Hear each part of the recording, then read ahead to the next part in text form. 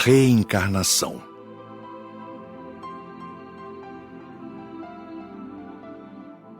Na aula teórica, tivemos conhecimentos de anatomia, estudamos o corpo humano.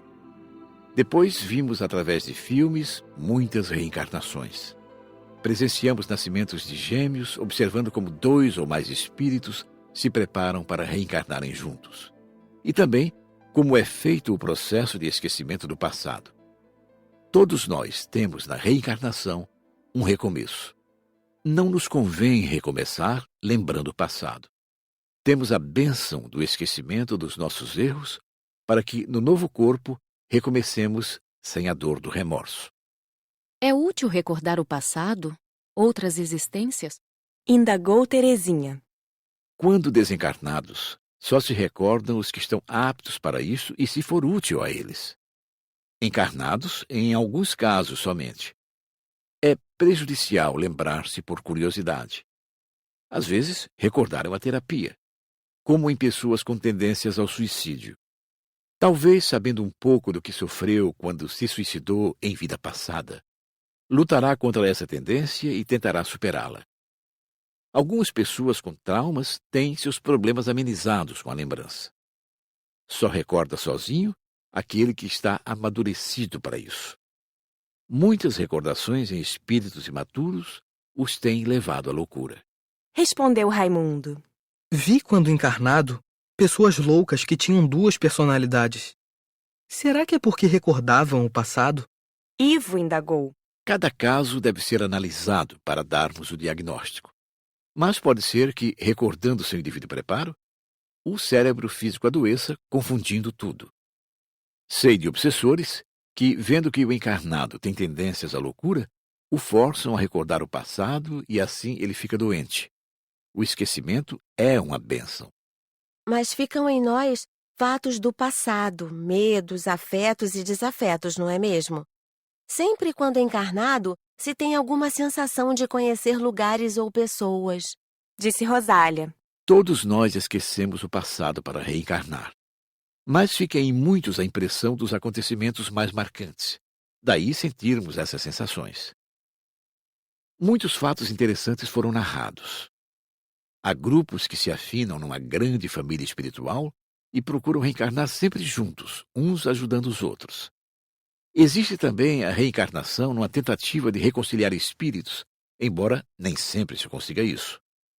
Conhecemos tantos casos assim, membros de uma família se odiando e às vezes até matando um ao outro.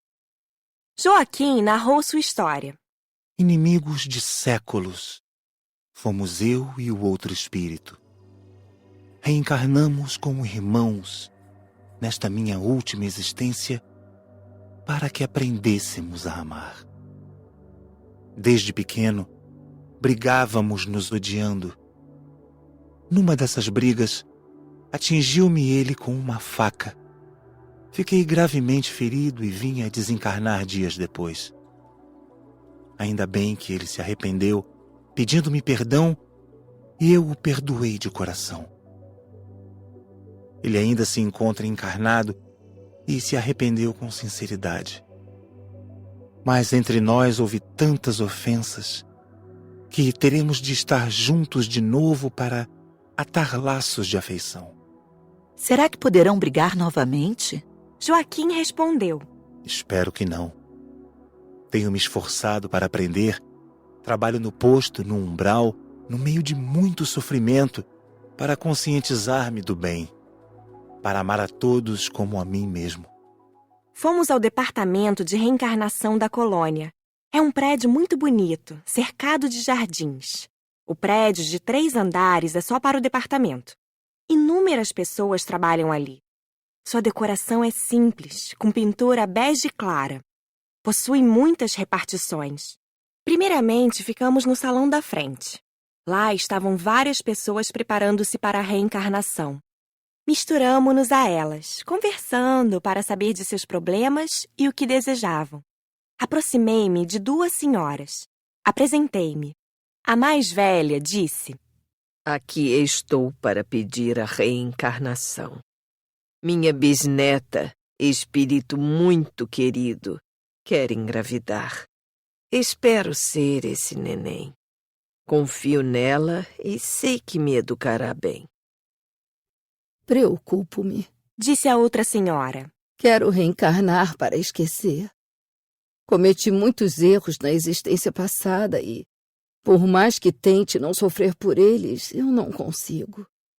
O remorso me persegue. Pedi que eu esquecesse com a bênção da reencarnação. Só que abusei dos vícios, com as bebidas alcoólicas e o fumo, danificando o meu corpo sadio. Agora, ao encarnar, terei algumas doenças que me farão ficar longe de tais vícios. Fiquei a pensar no que ouvi. Procurei Frederico e indaguei. Frederico, é possível acontecer o que aquela senhora me disse? E relatei-lhe o fato. Patrícia, somos o que construímos no passado e seremos no futuro o que construirmos no presente. Essa senhora não conseguiu educar-se. Reencarnando deste modo, poderá transmitir ao corpo físico o que pensa. Misturei-me aos outros novamente. Aproximei-me de um homem e de uma mulher jovens ainda. Ela nos disse: Gosto muito da pessoa que vai ser meu pai, mas não gosto da que vai ser minha mãe. Sei que ela não tem simpatia por mim. Não aprendeu a amá-la? Indaguei. É que não é fácil, ela é muito chata. Novamente fui indagar Frederico. Ora, Patrícia, todos nós que estamos no rol das reencarnações temos defeitos a superar e virtudes a adquirir. Não é porque vão reencarnar que são santos ou que aprenderam tudo na cartilha do bem viver. Se fossem perfeitos, a Terra não estaria nessa confusão que vemos.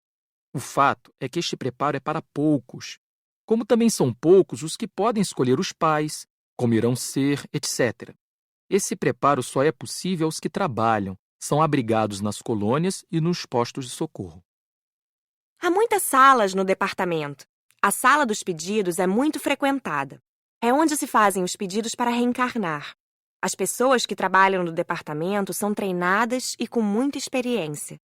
Têm tarefas no departamento e na Terra, acompanhando as reencarnações e ajudando a conscientizá-las. Existe a sala dos moldes, onde são estudadas as formas do corpo que os futuros reencarnados terão. É muito bonita. Vimos fazer alguns moldes de corpos perfeitos, que teriam doenças depois de certa idade, etc. Os técnicos são preparados, estudiosos e gostam do que fazem. Esses moldes são feitos assim. O espírito que quer reencarnar vai até lá e pede que lhe façam um molde. Baseados no físico dos pais, os técnicos traçam um modelo, levando em conta os pedidos do reencarnante, como doenças, detalhes, etc. Quando forem reencarnar e seu perispírito se encolher para se ligar ao feto, tudo é feito baseado nesse molde. O molde é feito para o feto, mas sabe-se como vai ficar quando adulto. Não são todos os que reencarnam que fazem uso desta sala. São poucos os que podem escolher o corpo que vão ter.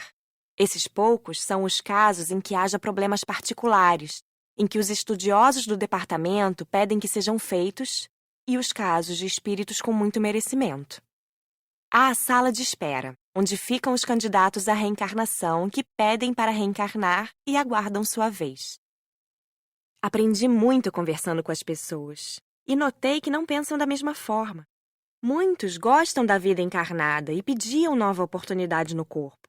Outros queriam a reencarnação porque lhes era necessário, mas amavam a vida no plano espiritual.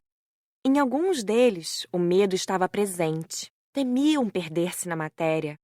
Sabem que a encarnação ilude a muitos e que o caminho das facilidades é mais prazeroso. Sabem que crescer espiritualmente não é fácil. Conversamos muito, animamos todos. Reencarnar é morrer para o mundo espiritual. A aula prática foi ótima. Pelo menos não vimos choradeira. Nascimento é quase sempre motivo de alegria. Flor Azul juntou-se a nós. Perguntei-lhe: como vai o trabalho no centro espírita? Muito bem. Temos tido muitas atividades ultimamente. Pensei, coitado, tanto trabalho e ele aqui comigo. Esqueci que ele podia ler meus pensamentos. Respondeu tranquilamente. Sim, há muito trabalho, porém o meu é este agora e o faço com amor.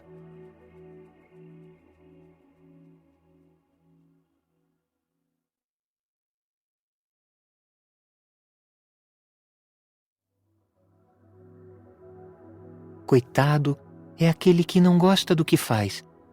Saber que confiam em mim para protegê-la é um presente que recebo. Sorri e também pensei: tenho muito que aprender para viver sem dar ratas no plano espiritual. Primeiramente, fomos ver o encontro de pais com futuros filhos. Os trabalhadores do departamento trazem o espírito, o candidato à reencarnação, até a casa dos pais ou da mãe. Afastam os encarnados do corpo enquanto dormem. São, na maioria, encontros felizes. Só trazem dificuldades quando a reencarnação é para reconciliar e os encarnados não querem aceitar os inimigos por filhos. É emocionante ver espíritos afins se reencontrarem. Comovemo-nos ao ver um encontro entre futuros pai e filho. 2 espíritos amigos há séculos. Vimos também espíritos se ligarem aos fetos. O espírito reencarnante fica junto à mãe, grudadinho. É tão lindo! Que maravilha é a maternidade! Presenciamos uma reencarnação frustrante, que não deu certo. A gestante adoeceu, danificou o feto e ele morreu. E agora? Quis saber Cecília. Que irá acontecer? Aproveitamos para ajudar a mãe. Disse Frederico. Esse espírito será levado de volta ao departamento e tentará de novo. Com esta mesma família? Ivo perguntou. Tudo indica que sim, porque são afetos, mas se não for possível, escolherá outra família. Observamos também chegar ao hospital uma mãe que provocara o aborto e estava com grande hemorragia. O reencarnante estava colado a ela. Os técnicos o retiraram de perto da mulher e o levaram ao departamento, a um local próprio. O que gostamos de ver foram os partos e ajudar. Que gostoso é ver um neném nascer. Nascimento é festa para a maioria dos encarnados. Ver pais felizes com os filhos é alegria para todos nós. Mas há reencarnações que não dão certo, ocorrendo a desencarnação da criança logo em seguida. Isso acontece por muitos fatores, e o espírito é sempre levado de volta ao departamento. Lá, ou planejam reencarnar novamente, ou retomam o aspecto que tinham antes da reencarnação frustrada. Isso ocorre para um aprendizado. Vimos uma mãe que doou o filho, não querendo nem vê-lo. Soubemos que o reencarnante fora seu inimigo, e ela sentiu repulsa ao tê-lo. Novamente fomos à sala de aula para a conclusão. Esse assunto, embora fascinante, não foi intenso. As perguntas foram poucas. Como se sente o espírito após um aborto?